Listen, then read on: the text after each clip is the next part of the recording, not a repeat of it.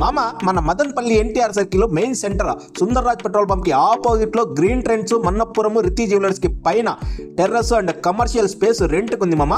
ముఖ్యంగా ఎన్టీఆర్ సర్కిల్లో అటుగా వెళ్ళేవారు ఎవరైనా సరే ఎంతగానో ఆకర్షించే ఈ బ్యూటిఫుల్ బిల్డింగ్ పైన మీ బిజినెస్ కి గానీ మీ ఆఫీస్ కి గానీ సరిపోయే కమర్షియల్ స్పేస్ ఉంది.